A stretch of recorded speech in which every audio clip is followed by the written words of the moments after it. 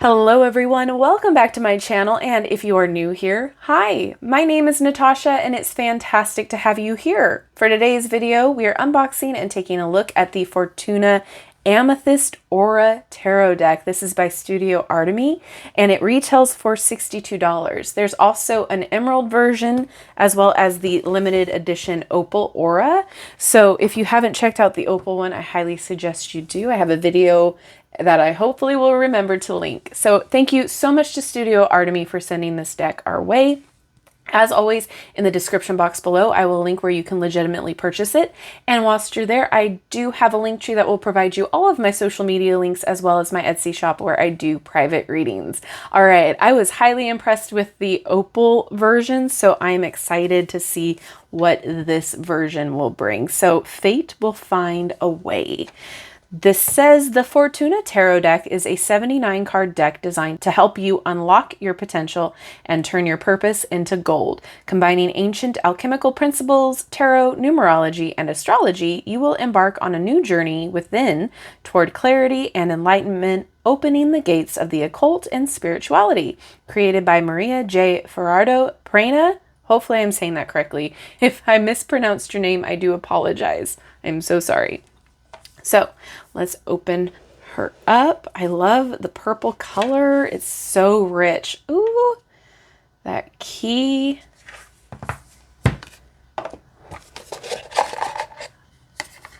Open the gates of occult knowledge. I love it. And the back. Oh, okay. I am excited. Let's take a look at the guidebook. I was impressed with the opal one. It looks like this is the same guidebook. Yes, so we have a bunch of information here about tarot, astrology, numerology, 36 deacons, spiritual alchemy, fate and destiny, and then it goes into the major and minor card meanings, and then we have spreads in the back. All right, so let's take a look at the spreads. We have Purifying the Soul, Finding Clarity Within by Anthony Perrotta,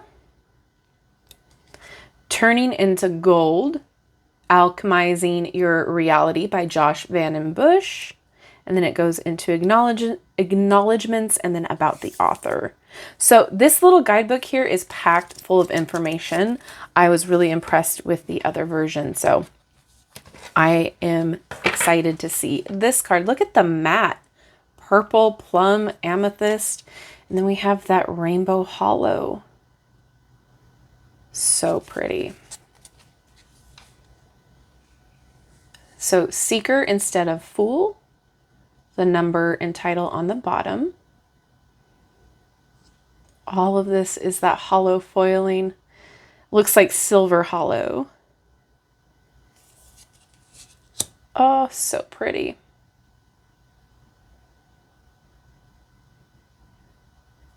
We have astrological signs, as well as really well thought out, in my opinion, ways of doing this in a minimalistic way that still embodies the energy of the card.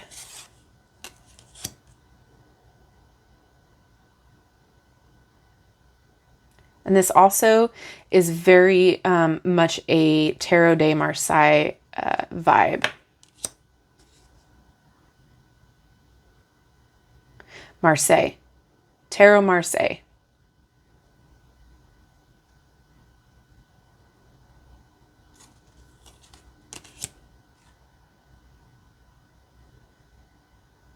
The Oracle instead of Hierophant.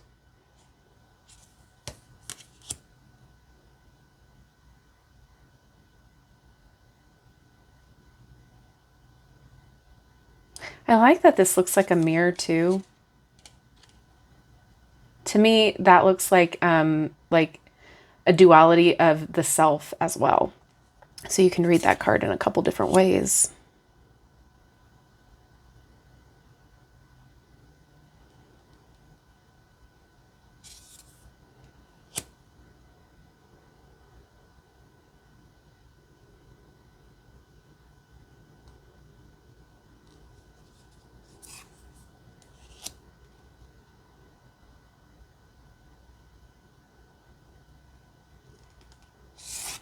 And we have Fortuna instead of Wheel of Fortune.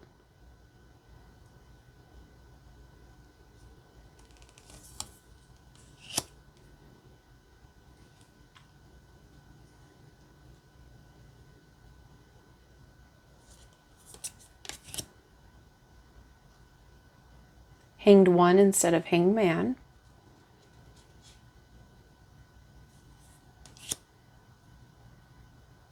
This Death card is really pretty.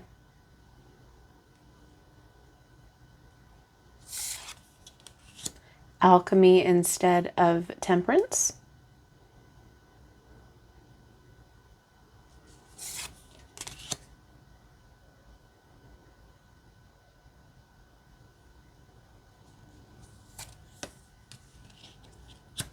And I like that this mirrors the imagery of the Lovers card as well.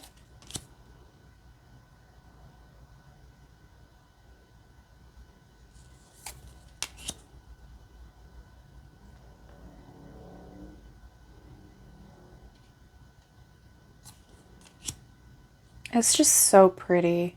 Very Instagrammable. Very dreamy. This feels like a grown-up deck, you know what I mean? Like, this is like the gift you give yourself.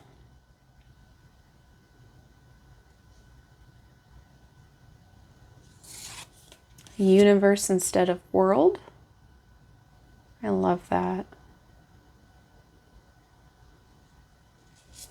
And the extra card is Magnum Opus.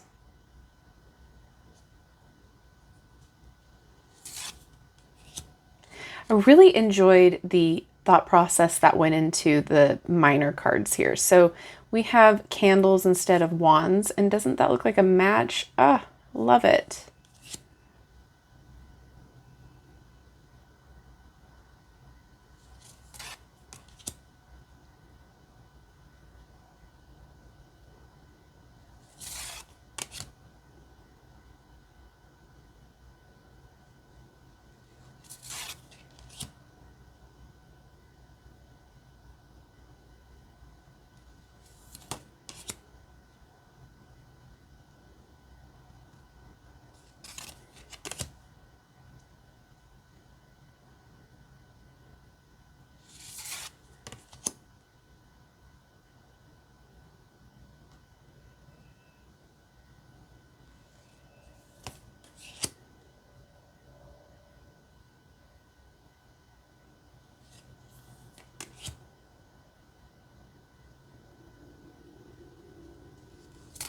Princess instead of page, and it's in a lantern. How cute is that?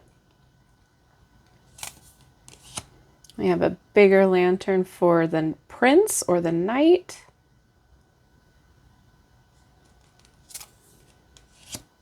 Chandelier for the queen. And as well as the king. King is just a double layered one. I like the thought that went into it. And then we have elixirs instead of cups.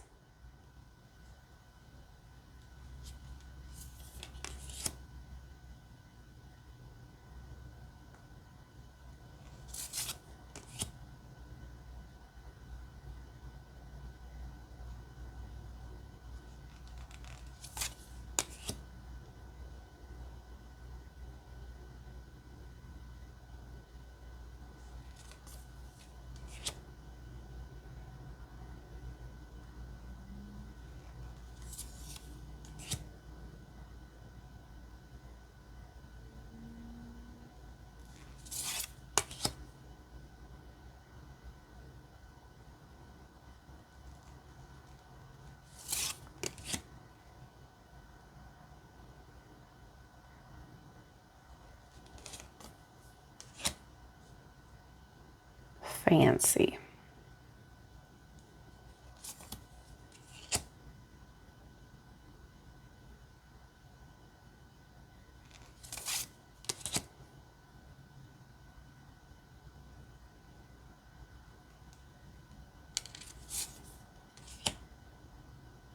Little bottles.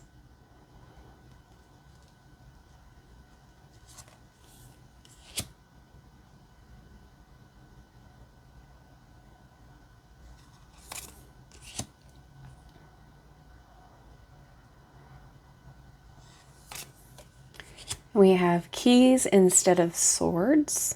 This was interesting. I really liked the idea of keys for this.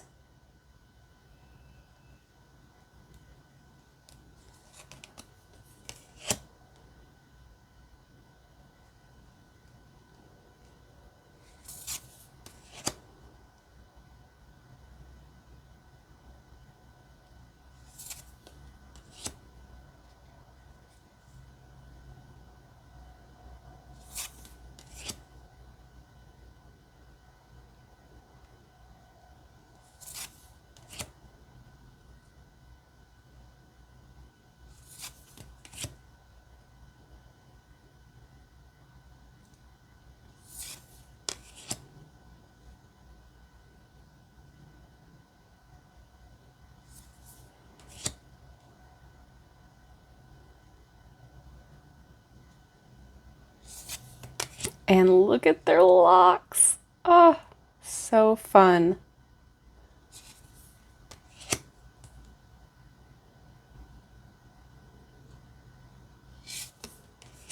And these are gates. It was very creatively done. I got a kick out of it when I saw it in the first deck.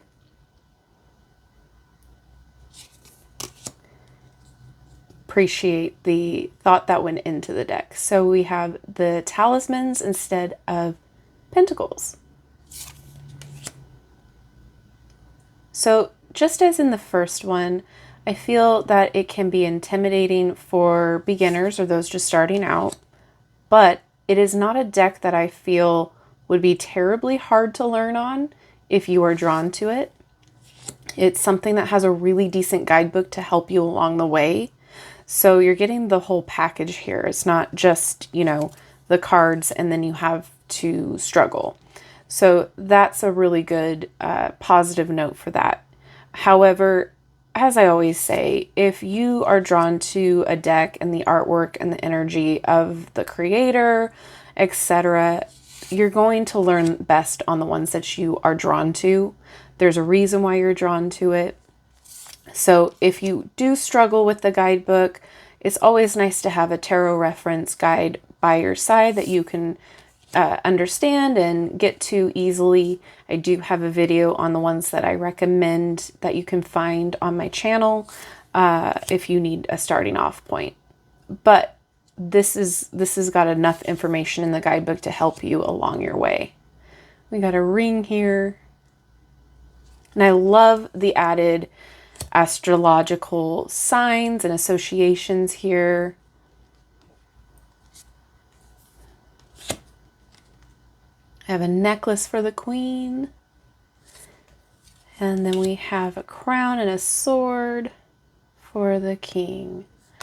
All right, let's see how it shuffles. I liked how the first one shuffled, so I'm sure this is not going to be an issue. Yeah, same.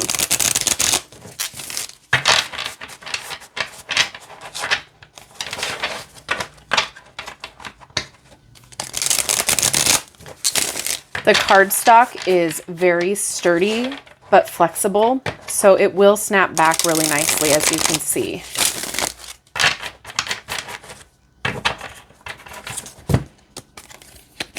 I don't know if we checked the cardstock before, but we're doing it now.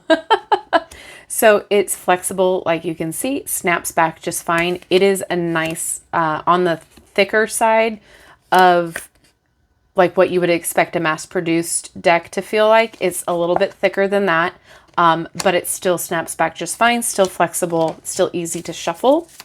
And then it shuffles fine this way too. All right, can I get a card to read, please?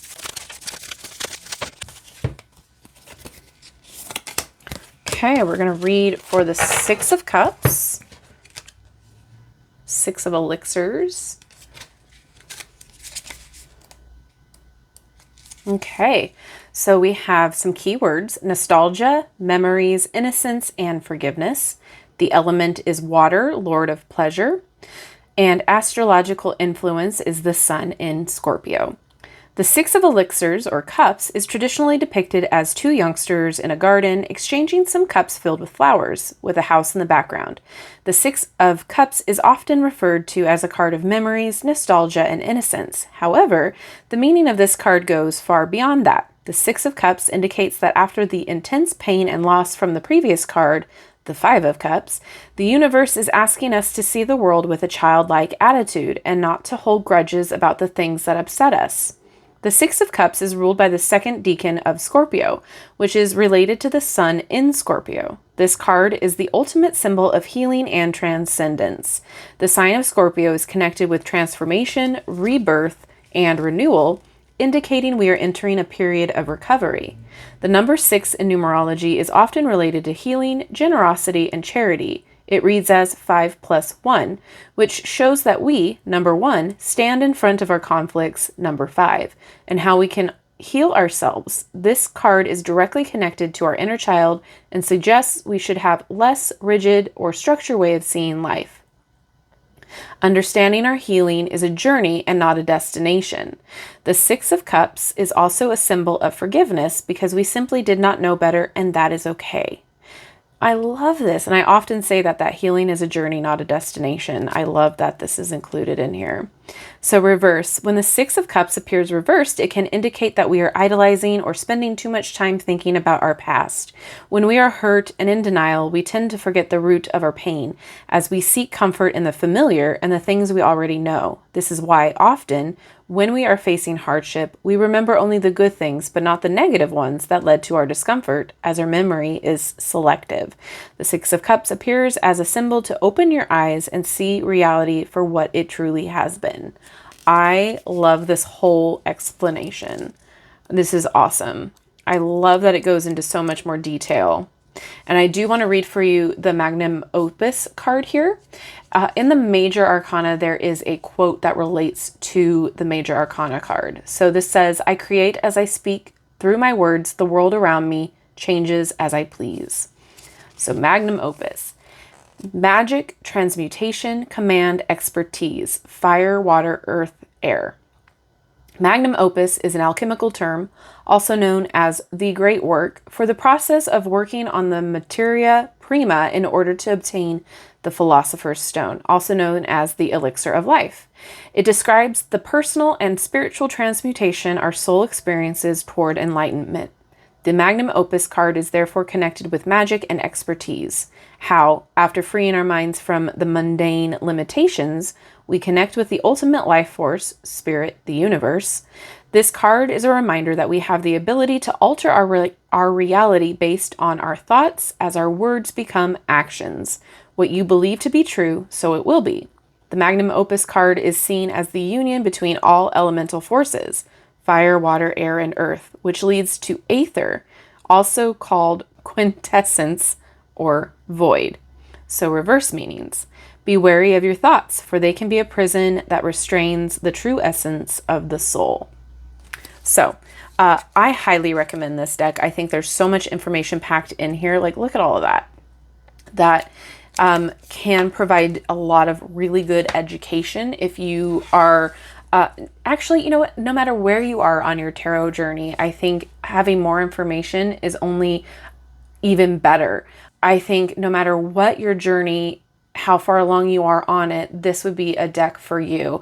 If you like the symbols, if you like the art style of it, if you like the fact that there aren't any quote unquote people in the card, I think this is very awesome. I think that this is also a good deck for anybody, however you see yourself, as far as gender, inclusivity. I feel like that's a really good way of having this represented in the deck, that the core elements are here for tarot itself, but it doesn't, I feel, exclude anybody. So that's really great to see too. But like I said, there's a few different versions of this deck available. The guidebook is still the same. It's just the way that you like your cards colored. So you have this amethyst version.